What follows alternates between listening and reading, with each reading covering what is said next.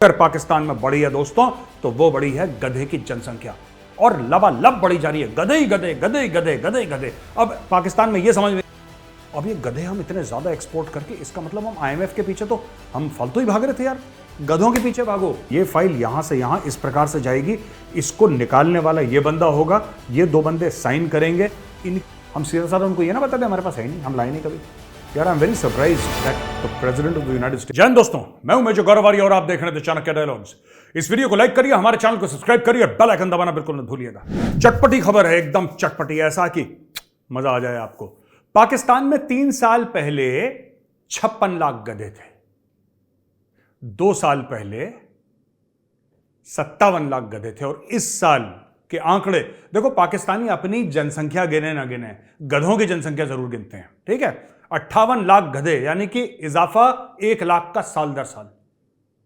आपने कभी सोचा है? सोचिए जरा, थोड़ा डीपली सोचिए, बड़ा सीरियस टॉपिक है, डोंट लाफ, हंसिए मत, डीपली सोचिए। पाकिस्तान ने क्या करा कि जब फूड ग्रेन्स की बात आई, अनाज की बात, तो प्रोडक्शन ड्रॉप हो गया। इंडस्ट्रियल आउटपुट की बात आई, प्रोडक्शन ड्रॉप हो गया। जब बात आई टैक्स कलेक्शन की, टैक्स कलेक्शन ड्रॉप हो गया पाकिस्तान में दोस्तों। वाटर की बात आई तो वाटर टेबल ड्रॉप हो गया।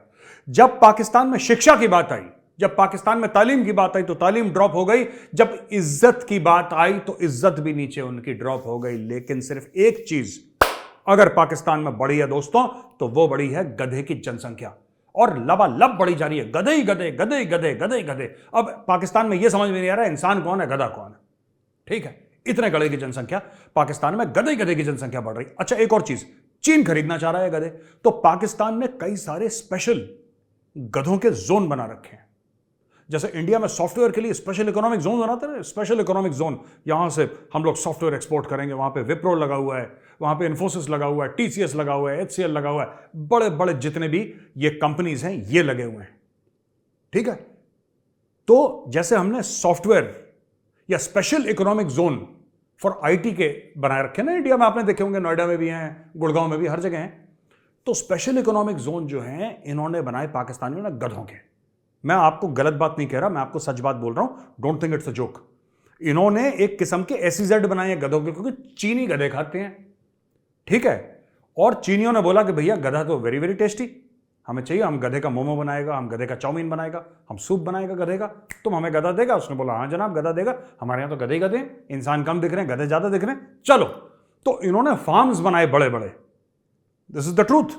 इन्होंने बड़े बड़े फार्म्स बनाए पाकिस्तानियों, वहां पे बोला कि गधे ही गधे पैदा करो, गधे गधे पैदा करो। तो इतने गधे पैदा हो गए। अब चाइना वहां पे डकारे मार रहा है, चाइना कह रहा है वेरी गुड।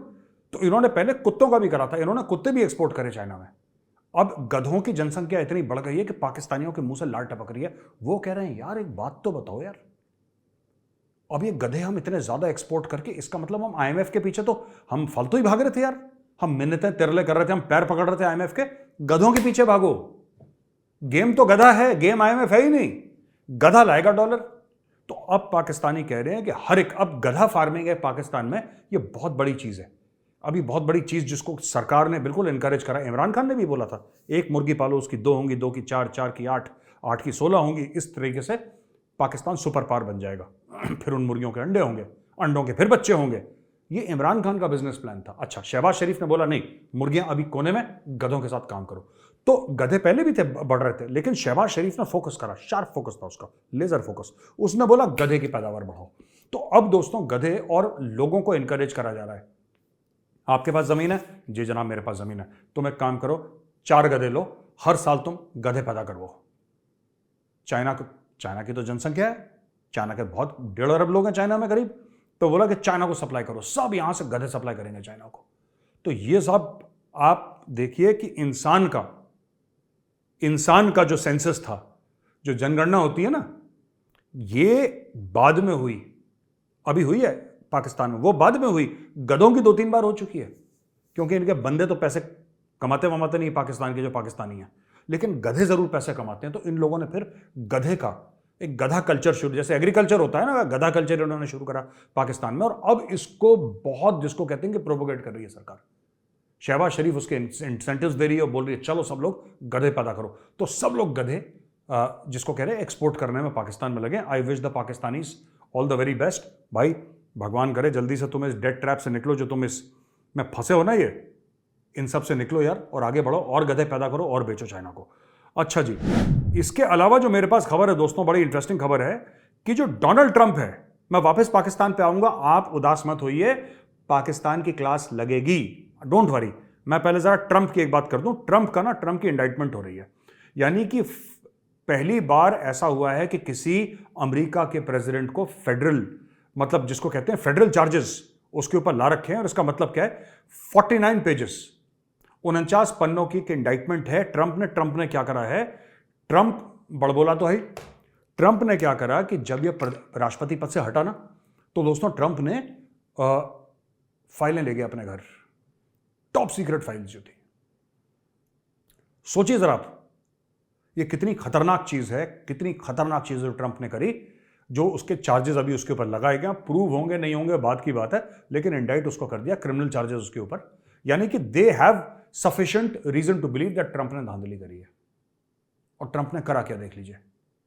ट्रंप ने यूनाइटेड स्टेट्स गवर्नमेंट की टॉप सीक्रेट फाइल्स, जो कि जिसके बारे में अगर आप ओबामा जैसा कोई प्रेसिडेंट हो, कोई और प्रेसिडेंट हो, they will not even talk about it, forget about taking the files, they will not even talk about it, वो बात ही नहीं करेंगे, क्या हमें पता ही नहीं क्या चल रहा है। और ये होना भी ऐसे चाहिए।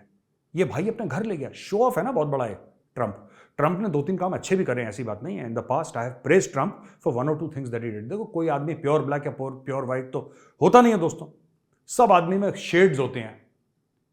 पर ट्रंप का ये वाला जो शेड है ना, ये मुझे बिल्कुल समझ में नहीं है। अब मैं आपको पढ़ के बताता हूं भाई ने करा क्या है। बड़ा लंबा हाथ मारा है ट्रंप ने। यूनाइटेड स्टेट्स के न्यूक्लियर प्रोग्राम की फाइल ले गए भाई साहब घर। सोचो, defence and weapon capabilities of both the United States and foreign countries, यानी कि जो यूनाइटेड स्टेट्स की वेपन्स हैं, जो उनके पास हथियार हैं, उसकी कैपेबिलिटी, क्योंकि हथियारों की कैपेबिलिटी कभी बताई नहीं जाती। हमारा मीडिया कहता रहता है अग्नि 5 उड़ा 5000 का रेंज है, ये विकीपीडिया में लगा है 5000 का रेंज, और विकीपीडिया से पढ़ के लोग अग्नि 5 का रेंज मैं आपको गारंटी दे सकता हूं किसी को नहीं पता। मैं आपको छोटा सा एग्जांपल दे रहा हूं, क्योंकि अग्नि 5 की टेस्टिंग होती रहती है। ये जो मीडिया वाले आपको बताते हैं ना 5000 से लेकर, इनको पता ही नहीं है। ये किसी बच्चे को बोला होगा कि जाके देखना बेटा क्या है उसका रेंज, उसने चेप दिया वहां पे, आपको सुना दिया कि 5000 से लेकर 8000 का। अग्नि 5 का रेंज मैं बता रहा हूं डिक्लेयर ही नहीं करा इंडिया ने आज तक। और अमेरिका के पास तो ऐसे ऐसे खतरनाक हथियार है भाई साहब, पूरे उनके डिटेल्स घर ले गए, ठीक है। और साथ में ले गए फॉरेन कंट्रीज जो इनके दोस्त थे या दुश्मन थे, रूस का, चाइना का, इजराइल का, पता नहीं इंडिया के भी होंगे उसमें, कुछ नहीं पता किसके थे, सबके ले गए ये अपने घर में। अच्छा, तीसरी चीज, potential vulnerabilities of the United States and its allies to military attack, यानी कि अगर अमेरिका पे हमला होता है, अमेरिका के किसी दोस्त मुल्क पे, इजराइल हो, इंग्लैंड हो, फ्रांस हो, किसी भी दोस्त मुल्क के हमला होता है, तो उनकी कमजोरियां क्या हैं। अमेरिका, क्योंकि खुद की भी कमजोरियों की टेस्टिंग होती है भाई फौज में, अमेरिका ने जो अपनी टेस्टिंग और अपने दोस्तों की टेस्टिंग करी थी कि हमारी क्या कमजोरियां हैं जिनको हम और मजबूत करें और पुख्ता पक्का करें, वो फाइल भी ले गया भाई अपनी। चौथी चीज, plan for retaliation in response to a foreign attack, अगर कोई बाहरी ताकत अमेरिका पर अटैक करती है तो अमेरिका किस प्रकार से उनको रिस्पॉन्ड करेगा, पूरे के पूरे प्लान उठा के भैया अपनी बगल में दबाए और ले गए अपने घर। जब ये प्रेसिडेंटशिप से हटे, जब ये चुनाव हारे, तब ये अपने साथ ले गए। अच्छा, 300 फाइल्स लगभग ये अपने साथ ले गए। मार अ लागो, ये ocean front home in Palm Beach, यहां पे ले गए। अच्छा, ऑथराइज्ड लोकेशंस होती हैं, आप समझ रहे हैं मेरी बात। जो भी अमेरिका में और खासतौर से इवन इन इंडिया जो फाइल्स होती हैं, जैसे टॉप सीक्रेट फाइल्स होती हैं, बहुत खुफिया फाइल्स होती हैं, eyes only, top secret, highly confidential, ये फाइल्स आप हर जगह नहीं रख सकते कि जी मैं घर गया था, मैंने अपने बाथरूम में, अपने किचन में रख दी, ऐसा नहीं हो सकता है। उसकी लोकेशंस होती हैं। ये फाइल यहां से यहां इस प्रकार से जाएगी, इसको निकालने वाला ये बंदा होगा, ये 2 बंदे साइन करेंगे, इनकी निगरानी में फाइल जाएगी, 4 लोग इसके साथ चलेंगे, फाइल को ऐसी गाड़ी में रखा जाएगा, उस गाड़ी के इस तरीके से उसके मॉडिफिकेशंस या इस प्रकार के उसके स्पेसिफिकेशंस होंगे गाड़ी के, उसका प्रोटेक्शन क्या होगा, वो कहां से मतलब एक टॉप सीक्रेट फाइल्स की मूवमेंट का एक पूरी पॉलिसी होती है जिसको बड़ा लेटर एंड स्पिरिट में फॉलो करा जाता है। इस भाई ने दबाई फाइल अपने बगल में और काट लिया। ये था तो नहीं प्रेसिडेंट, एक्स प्रेसिडेंट हो चुका था, व्हाइट हाउस से जा रहा था, जो बाइडेन को आना था, ये जाते जाते ये सब ले गया, चंपत कर दी इसने। अच्छा जी, ये मार आ लागो, I hope I am pronouncing this correctly, क्योंकि मुझे इसका करेक्ट प्रोनाउंसिएशन नहीं पता। ये वहां पे ले गया फाइल्स, और वो ऐसी जगह थी जहां पे पार्टीज करता था, और वहां पे लिखा है टेंस ऑफ थाउजेंड, यानी दसियों हजारों लोग वहां पे साल भर में आते थे पार्टीज के लिए। और ट्रंप क्यों ले गया? ठीक है, ट्रंप ने बोला कि भाई मैं इनको अपने साथ ले जा रहा हूं, ठीक है, मैं इन फाइल्स को अपने साथ ले जा रहा हूं, और किसी ने उसको, क्योंकि प्रेसिडेंट था वो। अच्छा, जब एफबीआई ने, फेडरल ब्यूरो ऑफ इन्वेस्टिगेशन ने इसके ऊपर इंक्वायरी करी, तो ट्रंप ने बोला कि भैया इसको, फाइल को छुपा दो या इनको बर्बाद कर दो, राइट? या फिर जो इन्वेस्टिगेट कर रहे हैं उनको बोला हमारे पास तो है ही नहीं। ये अपने वकील को इसने बोला, ये झूठ बोलने के लिए। ट्रंप ने ये भी पूछा, won't it be better if we just told them we don't have anything here? हम सीधा साधा उनको ये ना बता दें हमारे पास है ही नहीं, हम लाए नहीं कभी। यार, I am very surprised that the president of the United States, he supposed to be the most powerful man on earth. President of the United States ज्यादा कोई पावरफुल आदमी नहीं है इस दुनिया में, कोई ताकतवर आदमी नहीं है। वो बंदा ऐसे यार छिछोरी हरकत कर गया ये। अच्छा जी, ये क्या कर रहा था कि एक जो सीक्रेट अटैक प्लान था ना अमेरिका का, किसी और दुश्मन देश को अटैक करने का, क्योंकि ऐसे प्लान्स बनते रहते हैं। आई एम श्योर इंडिया के पास भी होंगे, आई एम श्योर चाइना के पास भी होंगे, पाकिस्तान तो प्लान करता ही नहीं, घर, और बाकी और मुल्कों के पास भी होंगे, लेकिन अमेरिका के पास तो जाहिर सी बात थे। ये वहां पे लोगों को शो ऑफ कर रहा था कि देखो मेरे पास ये देखो attack plan. Just imagine party में जहां पे सिविलियंस आए थे, जहां पे सिविलियंस क्या मतलब, जो if you are not authorised, even if you are a very senior person, ठीक है, सेक्रेटरी, कोई एनर्जी सेक्रेटरी है यूएस में, एनर्जी का मिनिस्टर है यूएस में, उसको डिफेंस के प्लान्स नहीं देखने उसको अलाउड है, he can not see them. वो कोई भी होगा। और सेक्रेटरी जब हम बात करते हैं अमेरिका में, दे आर द मिनिस्टर, जैसे हमारे कैबिनेट में, वहां पे डिफेंस सेक्रेटरी जो है, यहां पे उनका काउंटर पार्ट राजनाथ सिंह जी हैं, जो कि डिफेंस मिनिस्टर हैं। मैं ऐसे आपको बता रहा हूं, वहां पे सेक्रेटरी बोलते हैं, हम लोग कैबिनेट मिनिस्टर बोलते हैं, जो सेंटर के होते हैं। और वहां पे मैं ये सोच रहा हूं कि उनको भी अलाउड नहीं है ये सब प्लान्स देखना। उनकी फौज में कई लोग हैं जिनको ये प्लान्स अलाउड नहीं है, जब तक कोई बिल्कुल टॉप में ना हो। दीज प्लान्स आर, दोस्तों, जिसको कहते हैं ना आइज ओनली, जिसको जरूरत है वही देखेगा। फालतू का आदमी कितना भी सीनियर हो, कितना भी सीनियर हो, he is not allowed to see. वो अलाउड ही नहीं है देखना। इस भाई ने सिर्फ देखे नहीं, देखा तो क्या प्रेसिडेंट था ये भाई लेकर आया अपने साथ, ठीक है, ये ले गया। और जहां पे पार्टी थी वहां पे और बिजनेसमैन, इसके दोस्त, गोल्फिंग पार्टनर्स, और आहू शराब चल रही है, और खाने पीने चल रहे हैं, और म्यूजिक चल रहा है, और सबको दिखा रहा है देखो ये अटैक प्लान है मेरा, और ये देखो यार ये मेरे पास ही है। और कह रहा वाह वाह वाह वाह वाह भाईजान वाह, क्या बात है, क्या बात है। यू नो, जैसे कि शो ऑफ करते हैं ना, पर जस्ट इमेजिन किन चीजों के साथ उसने शो ऑफ करा। मुझे तो ये डर लग रहा है कि उन बेवकूफों ने देखा था ना, अब ये उनको भी उठाएगी कि अच्छा तुमने देखा था, आ जाओ बेटा, तुम आ जाओ। तो ये चीज है, दिस इज वेरी डेंजरस यार। ये पता नहीं ट्रंप ने ऐसा क्यों करा, उसके दिमाग में कोई उसका स्क्रू ढीला था, उसने why did he do that. Extremely extremely dangerous, extremely dangerous. लोगों की जानें चली जाती हैं इसमें, इस आदमी ने ये काम करा है। अच्छा दोस्तों, एक और खबर है, भारत से खबर है कि 5,551 करोड़ का नोटिस चला गया है Xiaomi के पास। आपको पता है Xiaomi फोन बनाता है, चाइनीज कंपनी है। अच्छा, enforcement directorate announced on Friday it has issued show cause notice to Xiaomi Technology India Private Limited, the Indian arm of the Chinese mobile phone manufacturer Xiaomi, as well as to 2 senior executives and 3 foreign banks over alleged foreign exchange law violations exceeding 5,551 CR.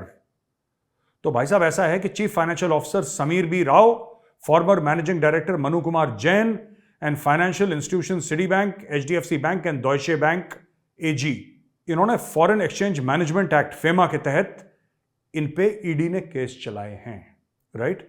इन्होंने foreign exchange में कुछ धांधली करी है और foreign exchange का law है उसको वायलेट करा है। शो कॉज नोटिस इशू हुआ है, फेमा का इन्वेस्टिगेशन हुआ है, और इसमें जो पेनल्टी है वो हो सकती है इसका तिगुना अमाउंट, यानी कि 5,000, ये कह रहे हैं ना 5,551 इंटू 3, इसका 3 गुना, ठीक है, करीब 16,500 कितने 17,000 करोड़, पता नहीं कितने, उतना हो सकता है, ठीक है। ऑलमोस्ट $2 बिलियन, $2 अरब के आसपास का फाइन लग सकता है अगर ये प्रूव हो गया तो। अभी तो इन्होंने केस कराया उनके ऊपर, ईडी के ऊपर। द ईडी स्टेटेड, ईडी का यह बयान है कि under the cover of various unrelated documentary facade created amongst group entities, the company remitted this amount in the guise of royalty abroad, which constitutes a violation of Section 4 of the FEMA. अच्छा, इन्होंने क्या करा कि इन्होंने group companies बनाई, एक company की दूसरी कंपनी तीसरी कंपनी, वहां से इन्होंने फंड ट्रांसफर करके छूमंतर कर दिया बाहर। और ये फेमा का सेक्शन 4 का वायलेशन है। ठीक है जी। तो ये Xiaomi, अब ये मुझे नहीं पता ये Xiaomi वाला जो मामला है ना, ये क्या है, इसमें कितनी बात है, क्योंकि Xiaomi आज से नहीं कर रहा, ये बात मैं पहले भी एक बार सुन चुका हूं, अखबार में ही आया था, न्यूज में आया था, मेरा कोई सोर्स नहीं है, पर मैंने सुना था कि ये रेडमी ऐसी कुछ चाइनीज कंपनी थी, if I am not mistaken, sorry अगर मैं आपको गलत बात बता रहा हूं, पर मुझे याद नहीं, लेकिन डेफिनेटली चाइनीज कंपनी थी, जिसका 3-4-5-6 महीने पहले भी ऐसा कुछ हुआ था कि उन्होंने कुछ धांधली करी थी, और अब ये कंपनी पकड़ी गई है। तो क्या इस कंपनी ने चोरी करी है और इंडिया को पहले पता था, और इंडिया ने बोला चुप करके बैठते हैं, जब मौका आएगा तब चौका मारेंगे? मैं सोच रहा हूं, मुझे नहीं पता, I don't have any access to any secret information, मुझे ऐसा कुछ नहीं पता। कुछ लोग हैं ऐसे जो यूट्यूब पे हैं, जो कॉन्स्पिरेसी थ्योरिस्ट हैं, जो कहते हैं कि हमें सब कुछ पता है और हमें इस एजेंसी वाले ने पता है, मुझे किसी ने कुछ नहीं बताया। ठीक है, मैं तो आपसे मीडिया की न्यूज़ डिस्कस करता हूँ, मेरे पास कोई भी सीक्रेट जानकारी है नहीं, 1 रुपए की सीक्रेट जानकारी मेजर गौरव के पास नहीं है, तो मीडिया की रिपोर्ट्स पे अपना आपको एनालिसिस देता हूँ। तो क्या ऐसा हो सकता है, मैं सोच रहा हूँ ऐसा, ये मेरे दिमाग की उपज है, क्या ऐसा हो सकता है कि इंडिया ने बोला है कि इनको चाबी लगाओ, चाइना बहुत उछल रहा है, चाबी लगाओ, चाइना की एक कंपनी बंद होगी, चाइना की कंपनी परेशान होगी और दूसरी कंपनी यहां पे आएंगी, तो ये क्या ये हो सकता है? क्या फिर देखिए, केस जेन्युइन है, इतना मैं आपको बता दूं, मैं केस की जेन्युइननेस पर बात नहीं कर रहा, मैं ये नहीं कह रहा कि केस गलत केस उनके ऊपर डाल दिया, मैं ये बिल्कुल नहीं कह रहा, केस सही है, मैं केस की टाइमिंग के बारे में बात कर रहा हूं। केस तो सही है, चीनी तो चोर होते ही उन्होंने करी होगी पक्का चोरी 100%, I am not doubting the case at all, I am just saying case की टाइमिंग, इस केस का इंटेंशन क्या है, क्या चीन को चाबी देने का है? अगर चाबी देने का इंटेंशन है तो ED, I congratulate you, well done, मैं तो कह रहा हूं दोनों हाथ से इनको चाबी दो चीन को, और भगाओ ये सारी चाइनीज कंपनीज जो भी इंडिया में फोन वोन बनाती हैं, दिवाली की लड़ियां बनाती हैं, सबको भगाओ यहां से, दे आर अनवांटेड पीपल, सबको भगाओ यहां से, कोई जरूरत नहीं। अच्छा, एक और खबर है कि ICC to shift 2025 champions trophy from Pakistan to different venues. अच्छा, ये और खबर है, पाकिस्तान में इसका काफी, जिसको कहते हैं कि ये क्रिक टुडे की न्यूज है, और पाकिस्तान में काफी इसके ऊपर अभी हलचल हो रही है, बातचीत होना शुरू हो गई है पाकिस्तान में, बजट की उनको मार पड़ी ना पाकिस्तानियों को, तो इसलिए हल्का सा उनको लगा कि नहीं यार, अभी थोड़ा सा बजट के ऊपर रोलें, फिर क्रिकेट के ऊपर कल रोलेंगे। तो आज का रोने का शेड्यूल फिक्स है उनका, आज बजट पर रो रहे हैं पाकिस्तानी, कल क्रिकेट पर रोएंगे, लेकिन the International Cricket Council is likely to move out the 2025 champions trophy from Pakistan to the West Indies and the United States of America. US क्यों ले जा रहे हैं भाई? यूएस कौन सा खेलता है क्रिकेट? हाँ खेलता है, वैसे ज्यादा नहीं। The apex body of international cricket will likely take this step after giving hosting rights of 2024 to England from the USA and West Indies. England, the host nation of the 2030 T20 World Cup, along with Scotland and Ireland, will host the 2024 T20 World Cup. The venues in USA are not ready, and ICC doesn't want to take any risk for their flagship event. Also, they are ready to compensate Pakistan monetarily for the loss. Shifting the Champions Trophy to West Indies and the USA would pose less risk of financial losses to the ICC, as it is not the biggest tournament. अच्छा भाई साहब, ऐसा है कि champions trophy का लब्बो लुबाब ये है कि पाकिस्तान से हटाई जा रही है, और बोला जा रहा है कि इसको वेस्ट इंडीज या यूएसए में इसको शिफ्ट करेंगे। पहले सोच रहे थे कि जल्दी कर दें शिफ्ट 24 में, फिर बोला नहीं 25 में इसको शिफ्ट करेंगे और 24 में इसको इंग्लैंड को दे देंगे, ऐसी कुछ है इनका हौच पौच। एंड नाउ पाकिस्तान के हाथ से ट्रॉफी निकल गई है, निकलने जा रही है रादर, और इनका एक कहने का ये मतलब है कि साहब पाकिस्तान को जो थोड़ा बहुत पैसे देने होंगे 10-50 रुपए, हम इनको देके निपटा देंगे, क्योंकि पाकिस्तान को इन दी एंड पैसे से मतलब है, और पाकिस्तान को अगर डॉलर मिल जाए तो वाजी वाह, फिर इससे बढ़िया चीज और क्या हो सकती है पाकिस्तान के लिए। तो Pakistan will go ahead and accept the money. मुझे ऐसा लगता है इनके टेलीविजन पे इनके जो रिटायर्ड क्रिकेटर हैं चू चू चू चू करेंगे, नजम सेठी साहब पुम पुम पुम करेंगे, और कोई खो खो खो करेंगे, लेकिन एंड में कुछ होने जाने का है नहीं कक। बात यही होगी कि cricket will move out of Pakistan. अब ये बोलेंगे जी ये इंडिया की साजिश है, पक्का देख लेना ये इंडिया की साजिश है, क्योंकि इंडिया ने पूरे दुनिया में साजिश कर रखी है और इंडिया हमारे खिलाफ साजिशें करता है। ये होगा, watch out for this is going to happen दोस्तों, ठीक है ना। और आखिरी चीज है जो आज की है, वो बजट है पाकिस्तान का दोस्तों, तड़कता भड़कता झंझनाता हुआ बजट पाकिस्तान का। और पाकिस्तान का बजट ऐसा खतरनाक है, मैं आपको बताता हूं। पाकिस्तान का 51 अरब डॉलर का बजट है, 51 अरब डॉलर।